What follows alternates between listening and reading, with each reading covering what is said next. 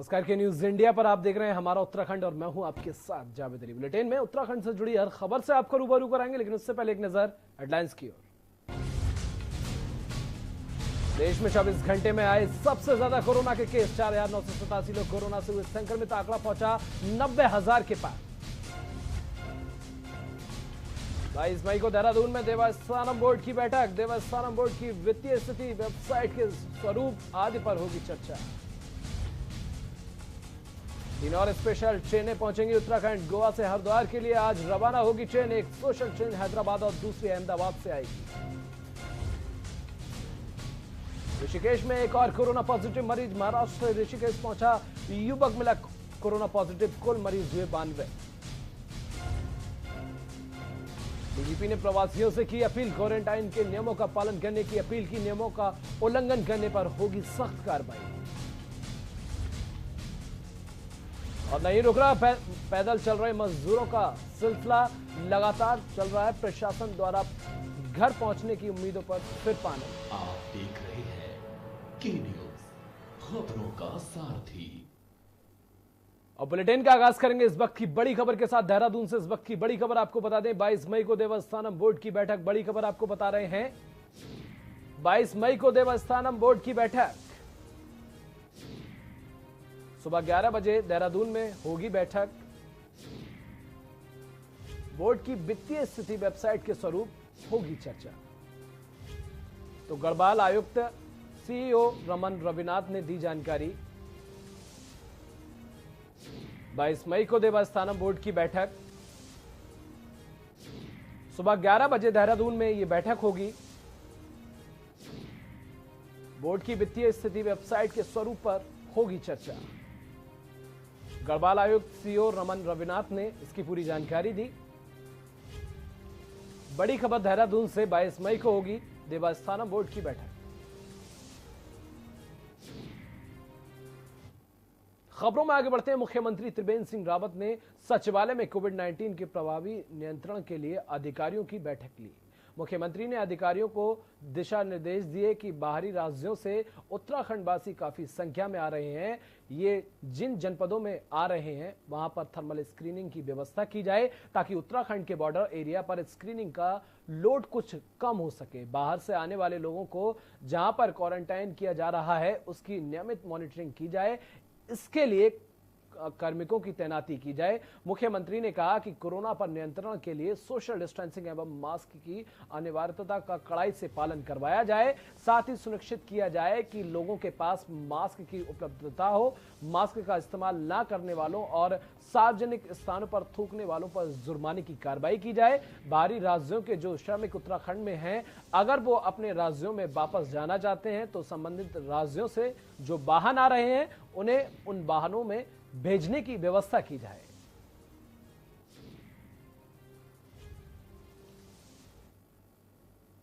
और डीजीपी अनिल रतूड़ी ने प्रदेश वापस आ रहे प्रवासियों से क्वारंटाइन के नियमों का पालन करने के निर्देश दिए। डीजीपी अनिल रतूड़ी ने कहा कि उल्लंघन करने पर डिजास्टर मैनेजमेंट एक्ट के अंतर्गत कार्रवाई होगी। उल्लंघन करने वालों की सूचना डायल 112 पर देने की जनता से अपील की है। साथ ही कहा कि कोरोना की महामारी से समस्त देश, प्रदेश एवं विश्व इस समय जूझ रहा है। हमारे प्रांत में भी आप सबके सहयोग से इस महामारी की बीमारी को नियंत्रण में रखने के हर संभव प्रयास तंत्र द्वारा किए जा रहे हैं। वर्तमान में जो हमारे प्रदेश के प्रवासी नागरिकों और विशेष तौर से जो स्टैंडर्ड हैं अन्य प्रांतों में, उनके संबंध में चरणबद्ध तरीके से शासन के स्तर से उनको वापस लाने की कार्रवाई प्रचलित है। इस क्रम में काफी संख्या में प्रवासी अपने गांव या शहर में वापस आ चुके हैं। जो वापस आने के लिए प्रक्रिया में हैं, उसमें एक महत्वपूर्ण बिंदु होम क्वारंटाइन का है। उत्तराखंड के वासियों को नमस्कार। जैसा आप लोग अवगत हैं, वर्तमान काल में कोविड-19 कोरोना की महामारी से समस्त देश, प्रदेश और विश्व इस समय जूझ रहा है। हमारे प्रांत में भी आप सबके सहयोग से इस महामारी की बीमारी को नियंत्रण में रखने के हर संभव प्रयास तंत्र द्वारा किए जा रहे हैं। वर्तमान में जो हमारे प्रदेश के प्रवासी नागरिक हैं और विशेष तौर से जो स्ट्रैंडेड हैं अन्य प्रांतों में, उनके संबंध में चरणबद्ध तरीके से शासन के स्तर से उनको वापस लाने की कार्रवाई प्रचलित है। इसी क्रम में काफी संख्या में प्रवासी अपने गांव या शहर में वापस आ चुके हैं। जैसा आप लोग अवगत हैं, जो वापस आने के लिए प्रक्रिया है उसमें एक महत्वपूर्ण बिंदु होम क्वारंटाइन का है। उसका मकसद ये है कि वापस आने पर 14 दिन तक होम क्वारंटाइन में अपने अपने घर पे रहना अनिवार्य है, क्योंकि इससे संक्रमण को फैलने से रोका जाएगा। जो व्यक्ति इस होम क्वारंटाइन को गैर जिम्मेदाराना तरीके से यदि तोड़ के बाहर आते हैं तो उनके विरुद्ध नियम अनुसार डिजास्टर मैनेजमेंट एक्ट में कार्रवाई हो सकती है। खबरों में आगे बढ़ते हैं। कोरोना महामारी के चलते पूरे देश में लगातार लॉकडाउन जारी है, जिसके चलते राष्ट्रीय स्वयंसेवक संघ लगातार लोगों को सहायता पहुंचाने का काम कर रहा है, जिस पर राष्ट्रीय स्वयंसेवक संघ के उत्तराखंड प्रांत के प्रमुख युद्धवीर सिंह ने बताया कि पूरे उत्तराखंड प्रदेश को स्वयंसेवक संघ ने 25 जिलों में बांटा है। हालांकि सरकारी जो जिले हैं वह 13 जिले उत्तराखंड में हैं, लेकिन आरएसएस ने इनको 25 जिलों में बांटकर राहत पहुंचाने का कार्य किया है। उन्होंने बताया कि अभी तक 2304 कोरोना योद्धाओं को सम्मानित कर उनका उत्साहवर्धन करने के लिए आरएसएस ने काम किया है। वहीं उन्होंने बताया कि अभी तक पूरे प्रदेश में 7391 राशन की किट और 1,52,738 भोजन के पैकेट, साथ ही 88,684 मास्क के साथ 15,327 सैनिटाइजर वितरित किए जा चुके हैं।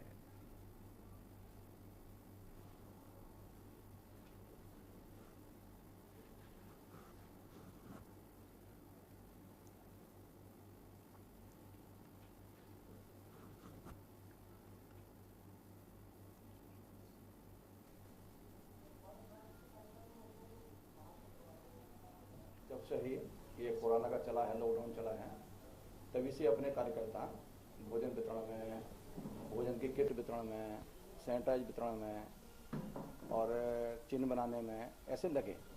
उसके आंकड़े मैंने आप लोगों को दिए हैं सारे। लगभग 10.5 लाख के आसपास भोजन के वितरण किए और 60,000 के आसपास लगभग किट बांटी भोजन की अपने लोगों ने, और 100 में इकट्ठा करके समाज से थोड़ा करके और सब बांटी, बिना सरकारी सहायता के। कोई भी चीज़ सरकार से नहीं ली है, सब बांटी है। और समाज को जागृत भी किया है कि अपने प्रतिरोधक क्षमता बढ़ाने के लिए वो काढ़े का उपयोग करें, गर्म पानी का उपयोग करें, लौंग, काली मिर्च ऐसे वो खाएं। और राज्य में बाहरी प्रदेशों से आने वाले प्रवासियों का आना शुरू हो गया है। नैनीताल जिले में लगातार प्रवासियों के पहुंचने का सिलसिला जारी है। राज्य और जिले की सीमाओं पर उनकी स्कैनिंग की जा रही है, उसके बाद उन्हें घर के लिए भेजा जा रहा है। प्रदेश महिला कांग्रेस अध्यक्ष और पूर्व विधायक सरिता आर्य ने इस पर अपनी चिंता व्यक्त करते हुए सरकार से मांग की है कि बाहरी राज्यों से आने वाले प्रवासियों को राज्य और जिले के सीमाओं पर ही क्वारंटीन किया जाए, क्योंकि पहाड़ी राज्य होने के साथ ही यहाँ गांव में ना तो सोशल डिस्टेंसिंग का पालन हो पा रहा है और ना ही गांव में लोगों के पास घरों में जगह है। गांव में आ रहे बाहरी राज्यों और जिलों से आ रहे लोगों को पंचायत घरों और स्कूलों में क्वारंटीन किया जा रहा है, जिससे सुविधाओं के अभाव और उचित व्यवस्था न होने से लोग अपने घर जाने की जिद पर अड़े हुए हैं। ऐसे में ग्रामीण क्षेत्रों में रह रहे लोगों में दहशत का माहौल पैदा हो गया है।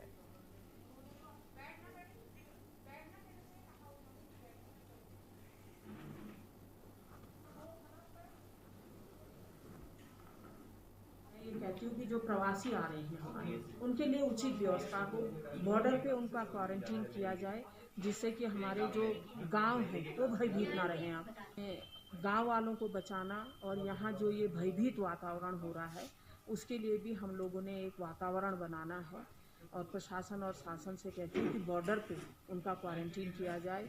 इस समय जो भयभीत का वातावरण हमारे गाँव में हो रहा है उसको थोड़ा सा देखा जाए। लॉकडाउन के चलते बुजुर्गों को अस्पताल जाने से हो रही दिक्कत को देखते हुए मसूरी विधायक गणेश जोशी ने अपने क्षेत्र में बुजुर्गों के लिए डीओसी ओपीडी ऐप लॉन्च किया है। इस मौके पर बीजेपी के प्रदेश उपाध्यक्ष डॉक्टर देवेंद्र भसीन समेत बीजेपी के कई कार्यकर्ता मौजूद रहे। वहीं विधायक गणेश जोशी ने बताया कि इस समय बहुत से ऐसे बुजुर्ग हैं जो पहले से ही बीमार चल रहे हैं। किसी को हार्ट की प्रॉब्लम है, तो कोई अस्थमा का मरीज है, किसी का ब्लड प्रेशर बढ़ रहा है।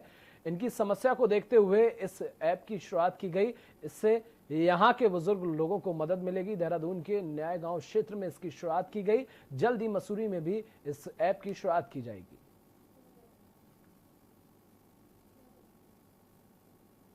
और खबरों में आगे बढ़ते हैं। उत्तराखंड और यूपी की सीमा से लगी आशा रोडी चेक पोस्ट पर पुलिस प्रशासन की ओर से सभी वाहनों के पास और जो भी लोग राज्य की सीमा में प्रवेश कर रहे हैं उन सभी की व्यवस्था की जा रही है।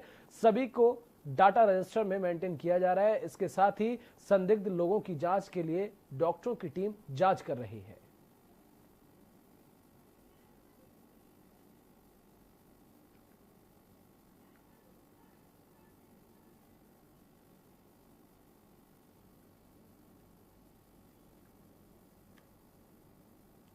यहाँ से बाहरी जनपद के लोग आ रहे हैं, इस लाइन में सबसे पहले उनको खड़ा करेंगे। यहाँ होम क्वारंटाइन के बारे में उनका नाम पता सब नोट होगा और उसके बाद अगर यहाँ पर कोई लेने आ रहा है, किसी को छोड़ने आ रहा है, उनका भी सबका नाम पता नोट होगा। अब प्रदेश में लगातार बढ़ रही कोरोना पॉजिटिव मरीजों की संख्या को देखते हुए जिला प्रशासन ने बाहर से आने वाले लोगों पर सख्ती से निगरानी करने के लिए कमर कस ली है। इस संबंध में जिलाधिकारी डॉक्टर आशीष श्रीवास्तव ने जानकारी देते हुए बताया कि जिला प्रशासन की ओर से 2 नंबर जारी किए गए हैं, जिसके माध्यम से होम क्वारंटीन लोगों के पड़ोस में रहने वाले लोग क्वारंटीन व्यक्तियों के बाहर निकलने पर जिला प्रशासन को सूचित कर सकेंगे। इस प्रकार से सहयोग करने वाले लोगों की पहचान गोपनीय रखी जाएगी। इसके साथ ही जिला अधिकारी ने कहा कि इस तरह से सभी सही जानकारी मिलने पर जिस व्यक्ति के द्वारा होम क्वारंटीन का उल्लंघन किया जाएगा उसके विरुद्ध आपदा अधिनियम और एपिडेमिक एक्ट के तहत कानूनी कार्रवाई की जाएगी।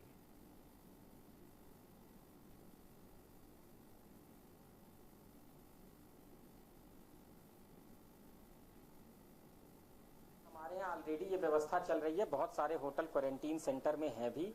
जैसे आपको पता होगा कि हमारे यहाँ एक होटल सॉलिटियर है, वो पेड क्वारंटीन है। इसके अलावा कई होटल्स ऐसे हैं जिनको हमने लेकर के डॉक्टर्स को दिया है जो कोविड का इलाज कर रहे हैं।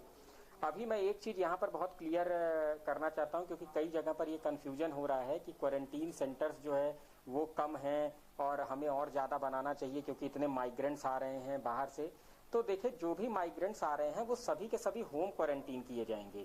इसलिए वो इंस्टीट्यूशनल क्वारंटीन में उनको रखने का मतलब नहीं होता है। इसलिए जो भी हमारे पास इंस्टीट्यूशनल क्वारंटीन के बेड्स अवेलेबल हैं वो सफिशिएंट हैं।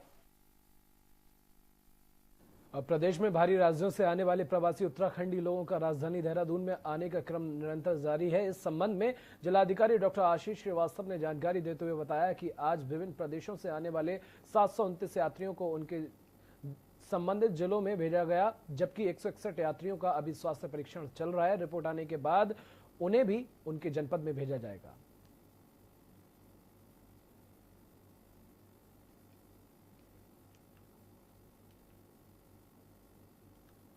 यहाँ जो यात्री हैं जो आ जा रहे हैं उसमें से 729 लोगों को अभी विभिन्न जनपदों में भेजा जा चुका है और अभी 161 लोगों का मेडिकल एग्जामिनेशन चल रहा है। उसमें से जितने लोग ठीक पाए जाएंगे उसके बाद उन्हें भी उनके रेस्पेक्टिव डिस्ट्रिक्ट्स में भेजा जाएगा। और देश के विभिन्न राज्यों के प्रवासी मजदूर और कामगार लोग पैदल अपने घरों को लौटने का सिलसिला लगातार जारी है। सरकार की तमाम कोशिशों के बाद भी ना तो रुक रहे हैं ये मजदूर और ना ही काम हो रहा है। उत्तराखंड के विभिन्न जिलों के साथ ही देहरादून में रह रहे प्रवासी मजदूरों को शासन प्रशासन से उम्मीदें थीं कि उन्हें घर जाने के लिए साधन मुहैया कराए जाएं, लेकिन लॉकडाउन का लंबा इंतजार भी इन बेसहारा मजदूरों को कोई मदद नहीं दे पाया। थक हार कर अपनी उपेक्षा से आहत मजदूर सरकार की पैदल न जाने की अपील के बाद भी ये लोग अपने घर गांव को लौट रहे हैं। डोईवाला के दुधली में लगातार पैदल जा रहे मजदूरों की संख्या कम तो हुई है लेकिन खत्म नहीं हुई है। राज्य सरकारें के प्रतिनिधि करण बोरा ने बताया कि सभी प्रवासी मजदूरों के घर जाने की व्यवस्था शासन प्रशासन कर रहा है। जो लोग रास्ते में मिल रहे हैं उनके रहने और खाने पीने की पूरी व्यवस्था डोईवाला के गुरुद्वारे में की गई है।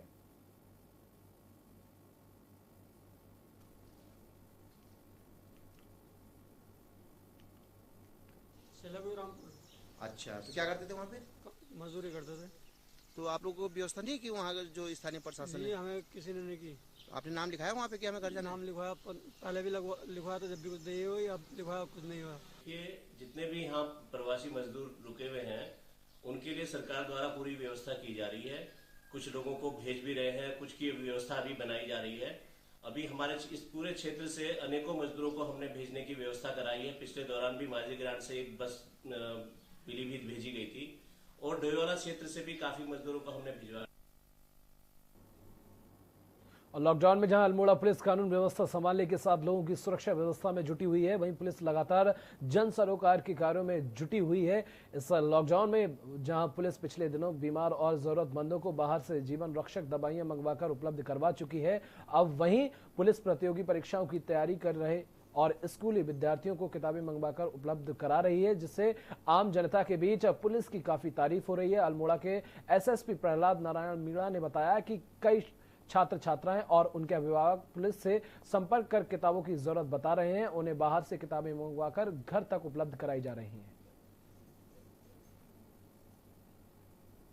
लॉकडाउन के दौरान ये चीज़ निकल के आ रही थी कि कुछ ऐसा स्टडी मटेरियल जो लोकल में अवेलेबल नहीं हो पा रहा है, क्योंकि बहुत सारे बच्चे कॉम्पिटिटिव एग्जाम्स की तैयारी कर रहे हैं, तो उनके लिए हमने ये चीज़ की कोशिश की कि जो ऐसे बच्चे हैं जिनको लोकल में अगर मैगजीन्स नहीं मिल पा रही है, स्टडी मटेरियल नहीं मिल पा रहा है, या कोई ऐसी बुक्स है जिनको बाहर से मंगवानी है।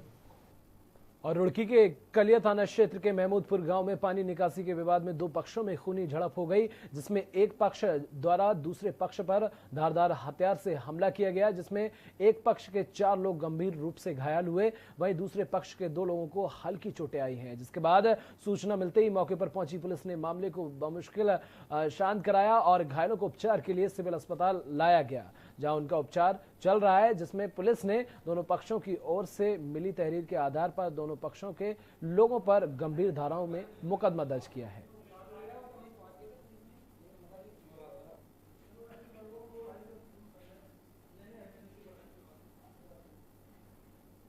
थाने का एक गांव है जहां पर मनुष्य पहुंची का पानी की निकासी को लेकर झगड़ा हुआ है 14 तारीख को।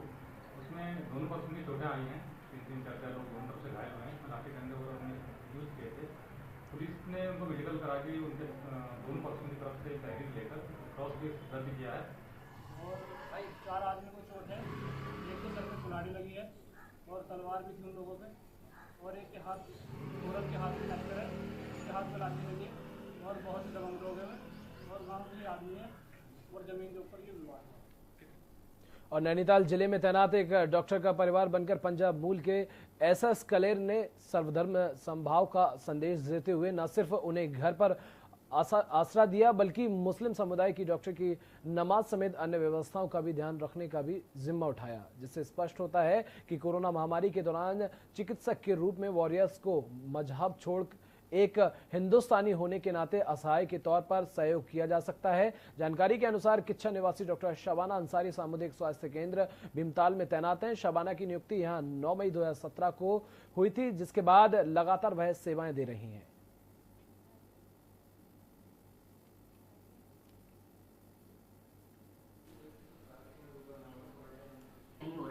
ये हमारे तो ये था कि 24/7 मेरा वर्क चल रहा था, तो काम करने में कोई दिक्कत नहीं थी। अपना शाम को घर पहुंच रहे हैं, आप रात को 8 बजे भी घर पहुंच रहे हैं काम के बाद, तो आप खाना बना के खा सकते हो।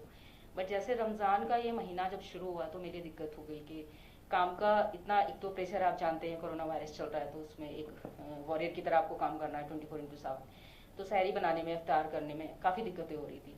तो ये अंकल एक्चुअली में मुझे वही, मैंने क्वारंटाइन किया था यहाँ बहुत सारे लोगों को, जिसको अंकल ने पूरी तरह से फुली 14 डेज 28 डेज बहुत सारे लोगों को इन्होंने खिलाया पिलाया। तो मैंने फिर इनको फ़ोन किया, मैंने कहा अंकल मुझे थोड़ी प्रॉब्लम हो रही है, अगर रमज़ान में आप मेरा साथ दो।